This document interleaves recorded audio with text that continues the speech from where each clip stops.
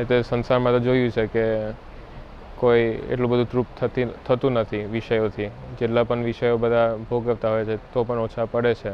અને આ બાજુ તો બાપાનો પ્રેમ મળતો હોય અને એમાં એવી શાંતિ મળે, આનંદ મળે કે એ પણ કોઈ પૈસાથી તમે ના ખરીદી શકો ક્યાંય.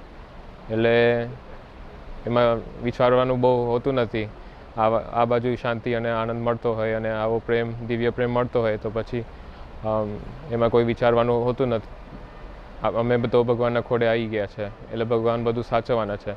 અને એમને પણ ખબર છે કે માતા પિતાએ આટલું બધું ત્યાગ કર્યું છે, એમનો છોકરો ત્યાગ કર્યો છે, તો એ તો નક્કી છે ભગવાન એમની દેખરેખ તો કરવાના છે. બધું એમના હાથમાં છે એટલે ચિંતા રહેતી નથી, કેમ કે બાપા તો છે અને એ બધું સાચવવાના છે. 2004માં બાપા હોફ્સ્ટ્રા પધાર્યા હતા. એ વખતે એમની સ્વાગત સભામાં મારું શું કહેવાય ડ્રેસઅપ હતો.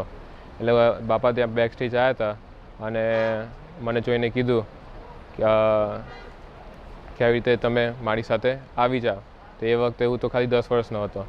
અને પછી પપ્પાને મળ્યા અને પછી આવી રીતે પપ્પા કીધું કે તમે અત્યારે લઈ જાઓ. પણ બાપા કીધું કે ટાઈમ થશે ત્યારે લઈ જશો.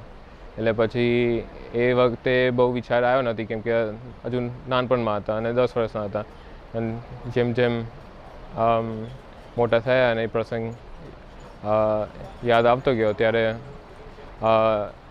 જે બાપા એવી રીતે જે દિશા આપી હતી આવવાની, જે માર્ગે ઉપર ચાલવાનું હતું, જે માર્ગ બાપાએ આપ્યો હતો, એ પછી વિચાર આવતા ગયા.